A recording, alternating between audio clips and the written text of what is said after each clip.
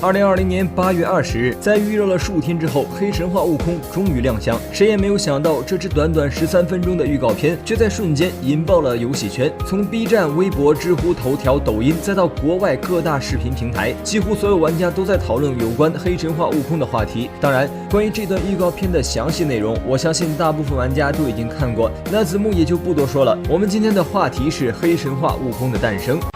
2012年11月26日，斗战神宣布开启破茧内测。凭借着庞大的游戏世界观及丰富的游戏玩法，一时间，腾讯量子工作室旗下的这款网游吸引了无数玩家。然而，面对彼时的国内游戏市场，这款高开低走的产品最终还是走向了末路。如果用一句话来总结当时的游戏情况，那就是前期的巨大投入与中后期的盈利无法形成正比。诚然，斗战神的确是当年腾讯为自己游戏证明的一次尝试，但面对这样一个庞大的窟窿，没有人知道还要投入多少成本。于是，在斗战神情况越来越差的当年，腾讯果断放弃这款产品，并从韩国引入剑灵代替其位置。2014年，面对斗战神已经无法拯救的局面，尤卡、冯骥等一大批核心成员陆续出走，其游戏也以氪金的方式疯狂吸回研发成本。2014年6月13日，斗战神核心成员于深圳注册新公司游戏科学。或许正如斗战神中悟空那般的热血豪情与坚韧不屈，这支仅有数十人的团队并没有放弃最初的梦想。2015年7月28日，游戏科学团队第一款产品《百将行》全平台公测。作为一支曾经只跟端游打交道的游戏团队来说，这第一款手游产品并没有取得太大的成功。吸取了《百将行》的失败，他们很快就立项了第二款产品。2015年年底，策略游戏《战争艺术：赤潮》立项，并于2016年12月22日上线 Steam 平台。从当前 Steam 平台的页面中，可以很明显的看出，游戏科学团队的这第二款产品并没有如同第一款的那般不堪，甚至其评论也大多数趋于多半好评。Steam 的大获成功让游戏团队更加下定决心，他们要将这款产品移到手机平台上。不过，相比于 PC 平台，手机平台的优化和测试更加的繁琐，于是用了整整1年半的时间，最终于2017年9月才将这款产品搬上了苹果平台。战争艺术赤潮的成功，并没有让游戏科学团队失去初心，他们从2016年开始就一直在反复的讨论一个话题，那就是工作室未来的重心是专注于端游品质的手游产品，还是下定决心研发一款属于自己的单机游戏。这个话题可能不只是他们这一个团队的矛盾点，更是这些年以来国内各大游戏公司最纠结的一个问题。毕竟单机游戏研发时间长，资金投入多，贸然研发单机游戏，最终可能将会血本无归。2018年初，这一批人下定了决心，就研发单机游戏。可能有些人会疑惑，他们哪来的研发资金？这里说一下，目前游戏科学拥有2个工作地址，一个是深圳，一个是杭州。深圳负责赤潮游戏的一系列运营，而杭州最专注于黑神话：悟空的一切事宜。可以说，正是赤潮的这一款产品源源不断的输血，造就了如今的黑神话：悟空的亮相。当然，游戏虽然已经亮相，甚至引爆了游戏界，但毫无疑问的是，他们非常缺人。可能大家想不到，黑神话：悟空目前的杭州团队只有30人不到，而在1年前，这个数字是13名，所以他们现在非常的缺人。在这个时间点放出黑神话：悟空的预告片，也是为了招人。所以未来正品会在什么时候推出，那就取决了团队这次有没有招够开发人员。如果不够，那可能还需要再等几年。视频最后再说一段个人的感受吧。黑神话：悟空的出现为什么会让国人玩家振奋？因为画质对标国际水平？因为西游这个题材吗？这些在我看来都不是。黑神话：悟空的出现，相比于当年《流浪地球》的上映，在国内玩家对于主机印象慢慢重视的时候，我们却一直没有一款真正意义上的主机大作。回顾这近10年来的中国游戏市场，我们曾以为我们如果要推出国际水平的主机游戏，那起码还需要5年时间，甚至更久。而如今游戏科学告诉我们不需要，我们已经有了。作为一名主机玩家，仅13分钟的一段预告片，没有人知道我等了多少年，可能是5年，可能是10年，又或者是20年。但不管怎么说，这些曾经的遗憾和不甘都将会随着黑神话：悟空的出现而消失，最后让我们白骨之后重走西游。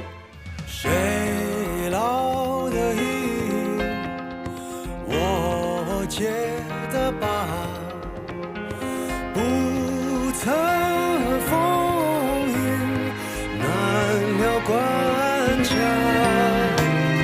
流年吹流水，